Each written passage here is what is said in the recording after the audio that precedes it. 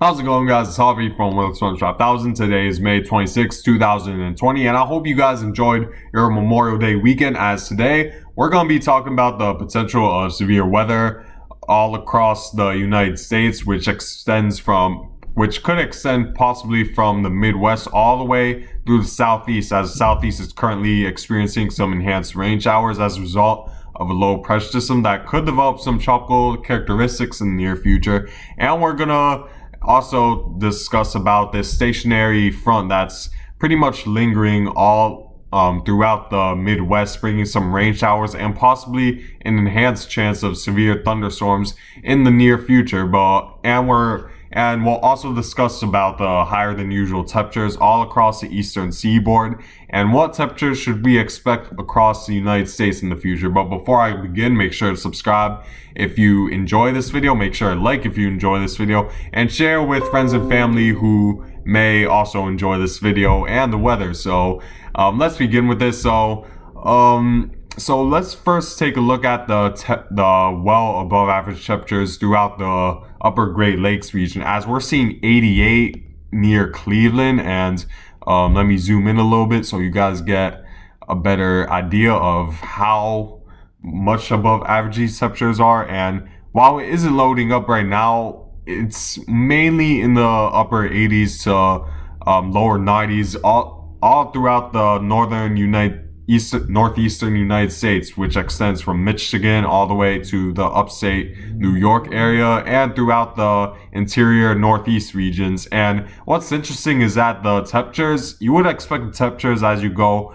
further south to actually increase, but in this case, they're actually decreasing. And there are two reasons why. For one thing is that obviously there's a lot of rain in the southeast, which is pretty much hindering the sunlight from hitting the ground and allowing the shortwave radiation from the sun to give off energy to the surface in the southeast, which is a key integral part for temperature for heating during the day. And another reason is that a lot of these regions that are further south are closer to the coast, and the temperatures are the sea surface temperatures as of right now are well below average for this time of the year, which may be a problem going into the hurricane season, which could enhance tropical cyclone development. But I'll save that for maybe a later time or another video, as I'll elaborate more on that. But my point is that the sea surface temperatures are mainly well below average throughout the Northeast. And even if the sea surface temperatures were around average or even slightly above average, the sea surface temperatures would still linger in the 60s, which will cool down a lot of these coastal regions since it takes a lot more shortwave radiation from the sun for the cooler water temperatures to actually warm up and to give off heat to the air temperature, as water retains a lot less energy from the sun than, let's say, the surface or the pavement, which is why we're seeing cooler than average temperatures along coastal regions, since it's closer to the much cooler than average ocean, which isn't retaining enough heat to give off enough radiation or energy to increase temperatures along coastal regions, which is why we're seeing, even in the higher elevations, up to 90-degree temperatures near Scranton and throughout the interior Northeast. We're seeing 95 in Syracuse currently. So yeah, these temperatures are well above average for late May. And so it's quite beautiful, in fact, because we're under a dominant ridge, which allows for dry conditions usually, since the air is sinking. So this is a good day to enjoy yourself in the Northeast, since it isn't every day this early in the year you'll see temperatures like this. So make sure and enjoy yourself, but also take precaution if you're very sensitive to the heat. So we'll continue to see those temperatures continue to dominate throughout the interior Northeast, while But let's move on. And then if we go further towards the Midwest and then Northwest Pacific and the West Coast of the United States, we see that temperatures are slightly lower, and it's the result of this stationary front and this low pressure system that's bringing a little bit of a north wind from that's pretty much revolving around this low pressure system, and that's bringing slightly cooler than about average temperatures in this region. However, the for the most part, most of the United States is warmer than average, and it's because this jet stream is actually within mainly just north of the United States and Canada border. As this low pressure system that you see here, you might expect that a jet stream would dip for this low pressure system to be located in the Midwest, but that's not the case, as this is essentially a cutoff low. But eventually this cutoff low will get steered towards the north and with the jet stream as this ridge continues to dominate and steer it towards the north. But let's move on to the southeast, and as you can see, we're seeing enhanced rain showers throughout this region. As you can see just north of Birmingham and just surrounding Birmingham, you're seeing moderate to even heavy rain showers, and then we're seeing some potentially thunderstorms develop near the New Orleans and Mississippi Gulf Coast. And then throughout Florida, we're also seeing isolated thunder showers develop in this region, and it's a result of this low pressure system that it's evident. You could probably see it in the wind stream that we're seeing a low pressure system pretty much centered just north or just currently right on the Daytona Beach area. And it may not look like it, but this does have a slight chance of development. So far, the National Hurricane Center is giving around a 30% chance of development. Actually, no, 20% chance. And while it doesn't look organized, there's still a slight chance it'll develop. But the National Weather Service, the National Hurricane Center, sees it as unlikely and I think the main reason is because the wind shear will just be too strong. If we take a look at the satellite imagery, you could see that it's not very well organized, and you see a lot of thunderstorms starting to drift north and the low pressure is located right here. And usually for a low pressure system to develop tropical characteristics, it needs to have thunderstorms on all sides to give evidence that it's strong enough to be considered a tropical depression or a tropical storm. But that doesn't seem to be the case, as the wind shear from this combined with this high pressure and also this stationary front that's bringing a pretty strong north wind to this low pressure system, it's just going to be difficult for this thing to develop. But whether this develops or not, you got the southeast still needs to pay attention to this, because it could bring a decent amount of rain to especially around around North Carolina. As I'll show you the 24-hour rainfall forecast. This extends from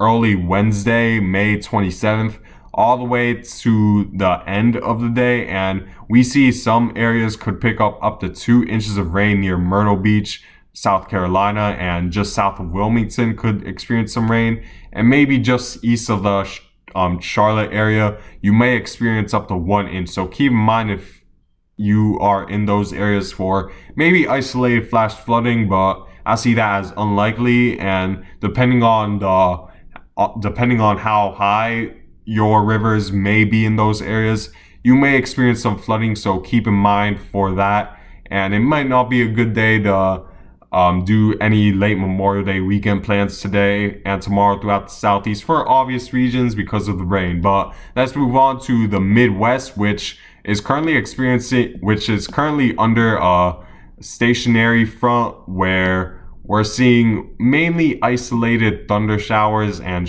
showers all across this region. There isn't enough instability to create a really defined area of rain, as for the most part it's isolated. So for a lot of this region for today, I would expect mainly on and off rain showers, just because there isn't enough instability to create a major rain threat in these regions. However, there's still a slight chance today of severe thunderstorms, because we're seeing just enough instability to where we might see a severe thunderstorm or two. However, the chances are pretty slim at this point, because you see the stark temperature contrast. We see 63 degrees near the eastern Nebraska area, and then if we go further towards the east, it's 83. So that instability might induce a slight chance of severe thunderstorms, but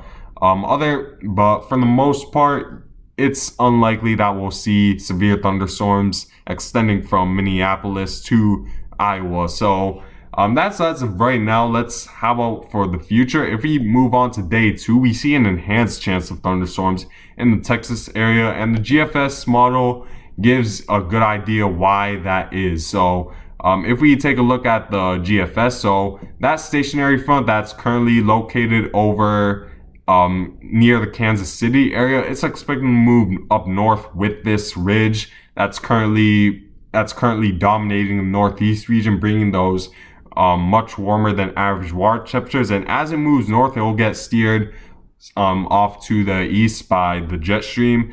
And however, there's going to be a stationary low, or possibly an upper level low that's going to pretty much going to linger over the Texas area, and that could bring severe thunderstorms, since these cold core lows or upper level lows are known to pretty much bring a good amount of cool air down through its center, and that could induce some instability for some severe thunderstorms to develop to the point where there's an enhanced chance of severe thunderstorms that could develop near Texas. As you can see, the GFS model, you see those clusters of thunderstorms that's probably just north of Houston.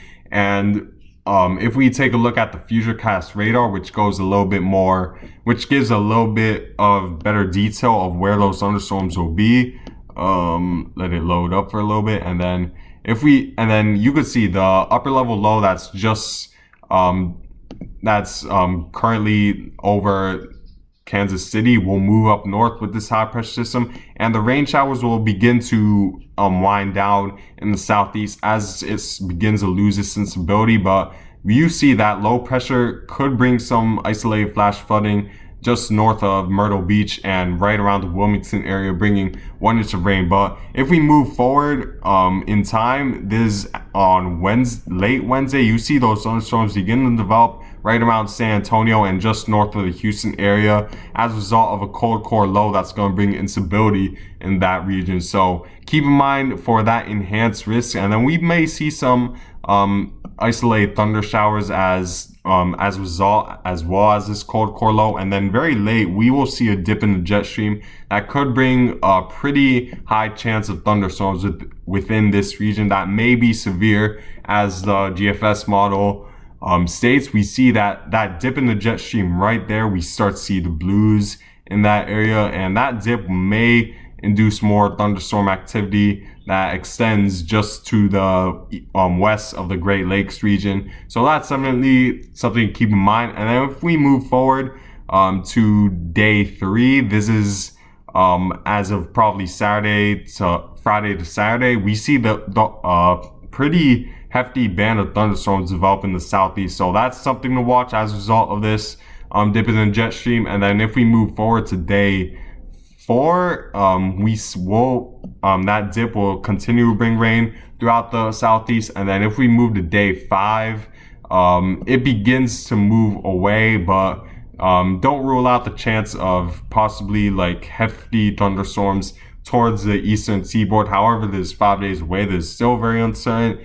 Things could change, and I usually don't want to go past 5 days because that's when things get a little uncertain. But the basic idea is that over the next 3 to 5 days, we will see a dip in the jet stream, and that will bring possibly some thunderstorms within this region of along the eastern seaboard between day 3 and 5, I would say. And other than that, we will if we go to day 3,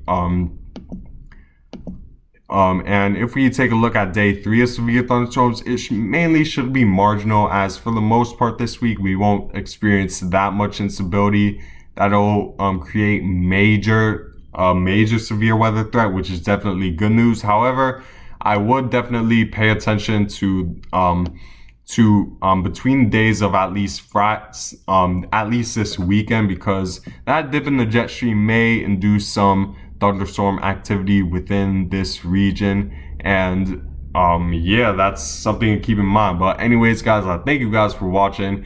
I hope you guys have a good day, and I'll continue making videos every day.